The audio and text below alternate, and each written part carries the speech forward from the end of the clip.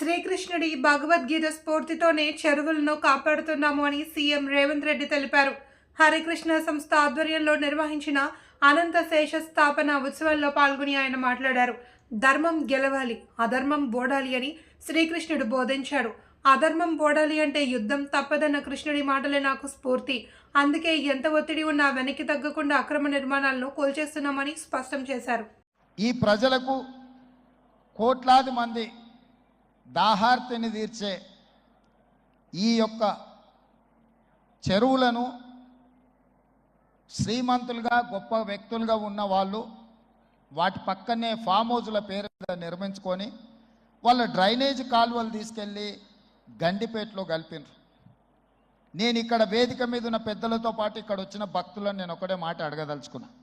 ఇవాళ వాళ్ళ విలాసవంతమైన జీవితం కోసం నిర్మించుకున్న ఫామ్ హౌజులలో నుంచి వచ్చే డ్రైనేజ్ గండిపేటలో హిమాయత్ సాగర్ తాగునీటిలో కలిపితే ఆ నీళ్లు హైదరాబాదు నగరానికి తాగడానికి సరఫరా చేస్తుంటే వాళ్ళు నిర్మించిన అక్రమ నిర్మాణాలను వదిలేస్తే ఇక నేను ప్రజాప్రతినిధిగా విఫలమైనట్ట కాదా మీరు ఒక్కసారి ఆలోచన చేయండి. అందుకే ఒత్తిడి వచ్చినా మిత్రులకు ఫామ్ హౌజులు ఉన్నా ఏవి వదలకుండా హైడ్రా అనే ఒక సంస్థను ఏర్పాటు చేసి తెలియకుంటేనే ప్రజాప్రతినిధులం కొన్ని మన దినచర్యల్లో భాగంగా కొన్ని తప్పిదాలు చేస్తుంటాం. తప్పులు తెలవకుంటేనే కొన్ని తప్పులు జరిగిపోతుంటాయి. మరి ఆ ఖాతాను సవరించుకోవడానికి, ఆ బ్యాలెన్స్ షీట్ను సవరించుకోవడానికి తెలిసి కొన్ని మంచి పనులు చేయాలని నేను ప్రగాఢంగా విశ్వసిస్తున్నా, నమ్ముతున్నా.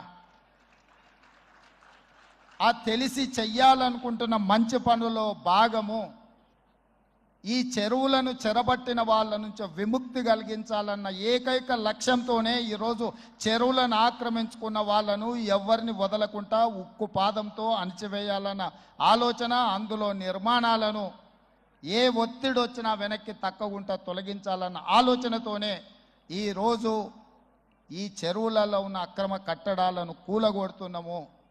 దీనికి స్ఫూర్తి భగవద్గీత అనే కురుక్షేత్ర యుద్ధ సందర్భంలో అర్జునుడు ఆయుధాలను కింద పడేసి రాజ్యం కోసం భీష్మ పితామహుడు, అదేవిధంగా కర్ణుడు, దుర్యోధనుడు, దుశ్శాసనుడు నా సహోదరులందరూ ఆ పక్కన నించుంటే రాజ్యం కోసం వాళ్ళందరినీ సంహరించడం, వాళ్ళని సంహరించి రాజ్యాన్ని సాధించుకోవడం ద్వారా ఏమి ఉంటుంది, ఏం మనశ్శాంతి వస్తుంది అని చెప్పి అర్జునుడు యుద్ధతంత్రం నుంచి తప్పుకుంటా అన్నప్పుడు శ్రీకృష్ణ భగవానుడు బోధించిందే భగవద్గీత. చంపేదెవరు, చంపించేదెవరు, లోక కళ్యాణం కోసం నీ బాధ్యతను నెరవేర్చాల్సిందే. ధర్మం బ్రతకాలి, అధర్మం ఓడాలి అంటే నువ్వు యుద్ధం చెయ్యాల్సిందే అనే యుద్ధనీతిని ఆ రోజు అర్జునుడికి బోధించింది శ్రీకృష్ణ భగవానుడు. ఇవాళ ఆ శ్రీకృష్ణ భగవానుడి బోధనానుసారమే ఈరోజు ఈ చెరువులను కాపాడే కార్యక్రమాన్ని నేను తీసుకుంటున్నా. నాకు తెలుసు ఈ చెరువులలో నిర్మాణమైన విలాసవంతమైన ఫామ్ హౌజులు ప్రభుత్వాన్ని ప్రభావితం చేయగలిగిన స్థానాలలో ఉన్న చాలామంది వ్యక్తులు ఉన్నారు. ప్రత్యక్షంగా ప్రభుత్వంలో భాగస్వాములు అయి ఉండొచ్చు, లేకపోతే సమాజం మీద బాగా ప్రభావితం చేయగలిగిన వ్యక్తులు ఉండొచ్చు. కానీ వాటన్నిటినీ నేను పట్టించుకోదలుచుకోలే. ఇది భవిష్యత్ తరాలకు, ఇది రాజకీయాలకు సంబంధం లేదు. నేను స్పష్టంగా చెప్పదలుచుకున్నా. రాజకీయాల కోసమో లేకపోతే రాజకీయ నాయకులను కొంతమందిని దృష్టిలో పెట్టుకొని చేపడుతున్న కార్యక్రమం కాదు ఇది. భవిష్యత్ తరాలకు, మన పిల్లలకు, వాళ్ళ పిల్లలకు వారసత్వంగా మనం అందించే సంపద ఈ సరస్సులు, ఈ నదులు, లేకపోతే ఈ రోజున్న ఈ చెరువులు.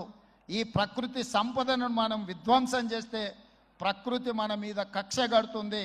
ప్రకృతి మన మీద ప్రకోపిస్తే మనం చెన్నైలో చూసినాం, అదేవిధంగా ఉత్తరాఖండ్లో చూసినాం, నిన్నగాక మొన్న వాయనాడు మనం కేరళలో చూసినాం.